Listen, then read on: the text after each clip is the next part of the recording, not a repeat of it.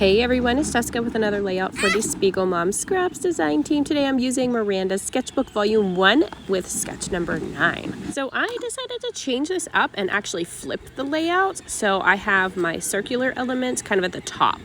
When I looked at the sketch, literally the only thing that I could see was this giant sun cut file by Pear Tree Cut Files and how I wanted to use it with this sketch. And I thought, how cool would it be to make this into a giant shaker? So that's what I'm gonna do today. I'm actually at our farm today. I'm outside with the kiddos. They're playing and Oliver's riding a little John Deere Gator around. So you may hear some background noise here. So I'm creating this large shaker. I had a lot of trouble getting it off my mat because it was a brand new Cricut mat. Hi! Brand new Cricut mat, and it was really sticky, and I forgot to change it to the poster board setting because that 49 and market paper that I was cutting out is really thick. So I like to use the 49 and market setting, or 49 and market setting, the poster board setting to cut out that really thick paper. And then here I'm just manually cutting out some clear acetate sheets down to that same circular size that I need. I just cut 2 of those, and I'm going to use one on the back and one on the top to actually make my little shaker pocket sandwich.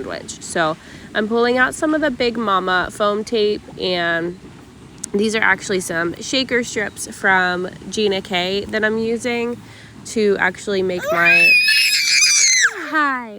my little shaker pocket. I like to give it some dimension in between the layers so that it has some room to move all those sequins around and actually become that shaker. So it pops it up a little bit whenever you use that 3D foam tape. So I've got those in there. I'm just going to seal this up by using my top piece that I cut out. So my bottom is underneath there, already stuck to it. And then I've got my backing pieces I'm peeling off now, and I'm just going to stick down my top clear sheet. So that creates the shaker part of it. My foam tape, I don't have anything that's super thin. I need to find a company that makes even thinner little foam strips for these shaker pockets, but I don't mind that it's peeking through a little bit because I'm going to add my cut file here on top. So I'm just gluing these pieces on with my Nuvo glue, which dries clear, and then I'm going to pop up those rays as well with some Big Mama foam tape and make that the same 3D thickness as I did with the shaker pocket. And I'm going to stick all that down, and I don't care that it's peeking out a little bit because I'm going to actually add my title letters right on top there too. So I'm going to continue this. I've already cut my photos down into some little cute hexagon shapes, which you can see here. And I just used my little stitched hexagon dies by Echo Park, I think, on my Big Shot machine. So I've already ran them through. I like to run them back and forth a few times because photos have that film on them with the photo paper kind of shiny, so it does take a couple extra passes just to get those to cut. And here I'm just popping up the rest of my little sun here with my Big Mama foam tape roll. So that's going to give it some dimension. But before I stick that down, I wanted a little border around my whole page here because in Miranda's sketch she had some different paper layers to her sketch, so I thought, you know what, I'm going to incorporate some of that by just adding a simple border to my page. So I've cut the middle out using my X-Acto knife and cutting mat so that I have that left over to use on another layout. And then I've cut my white paper down to about 11.5 inch square so that it had a little place for a border. I'm pulling out some of the easy tear tape from the shop, and this is just some really thin stuff. This is really nice to use for shakers to adhere the top piece or bottom if you're using pattern paper or anything like that, but I don't typically use it for that. I just use it for stuff like this or matting my photo layers together. Sometimes I use it for that. Just pulling out my edge distressor here. This one's by Close to My Heart. If you don't have one, you can use the edge of your scissors as well. A lot of companies make these. I think Tim Holtz has one. Probably We Are Makers has one. So there's a lot of different companies that make them. But if you don't have one, just grab your scissors and you can rough up the edges that way, or with your fingernails too. I do that sometimes with my photo layers. So I've got my little pieces that fell out here when I pulled my cut file off of my mat. So I'm just popping these back in with some more 3D foam tape. And that's pretty much going to finish off this cut file and that little sun. It is a full sun whenever you cut the cut file out. So I actually just chopped mine in half to only use half of it.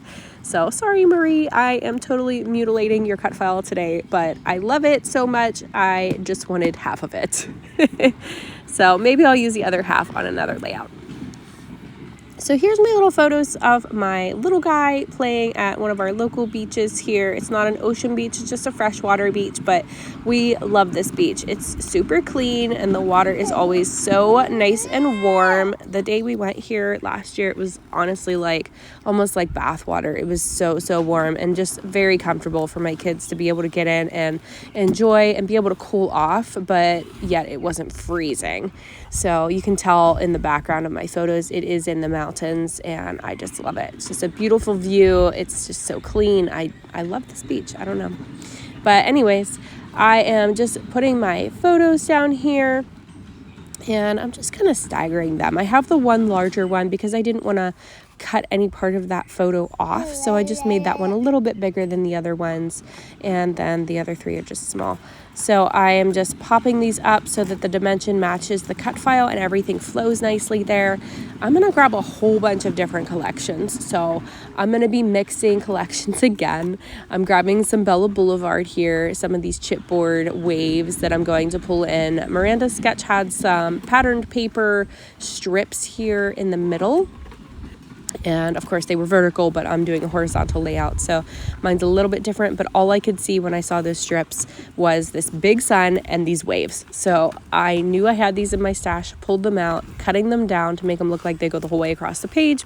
So I'm cheating a little bit, but I wanted to be able to use the most out of these little wave strips because I only have 2 of them. So I'm going to actually use the rest as well. And I thought I'm just going to scatter these at the bottom portion of my layout and just kind of make it like a little collage-y goodness down here and just add little bits and pieces. So I'm going to pull out some little wave stamps to go along with this. I'm going to add some little stickers by Elle Studio. I've pulled out this these summer letters here, and I can't remember what this collection is called. It might just be called Summer, actually. I can't remember, but I think this is from summer last year from Elle Studio. And I was going to use these little square letters to spell out fun, so it says summer fun, but I ended up not using them because I found the word fun left over from another layout that I didn't use it on, and you'll see me pull that in here in a second. But yeah, I found some other letters that I'm going to use instead that actually go the whole way across, so it works out a lot better. And then I'm going to continue this layout and grab some more random supplies from my summer stash here. I was going to use those little pear tree flare buttons, but I ended up not using them in the end. Pulling out some Distress Oxides and Archival ink in black. The Distress Oxide Peacock Feather color here I'm using with some Hip Kit Club stamps. And the black here is going to be my other word below it. It just says Summer Memories. I love this little stamp set. I think it's super cute. Came in one of the Hip Kit Club kits, and I just decided to pull that out along with that summer kit. I think it's from last year as well.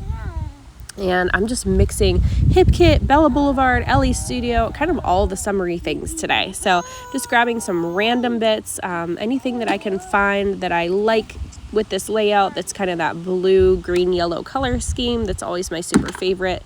And I'm just adding a whole bunch of little goodies to the bottom of this. So anything fun. I love these little wave stickers. They are kind of like a puffy sticker. And then these little wordy bits I'm trying to incorporate as well. It is super windy here today. I keep like stopping this to record again because it's so windy. But I guess, you know, that's central Pennsylvania for you. One day it's summer and the next it's like back to winter, but it's supposed to be summer-ish, spring-ish. I don't know. It's June, so I think the first day of summer is what, like June 20th or 21st or something. So we're not quite there yet, but it should be summer in my opinion because I'm working on a summer layout, right? So I'm just going to keep adding some random bits here, and I'm going to pop some music in while I finish embellishing this, and I'll pop in at the end to show you the finished layout.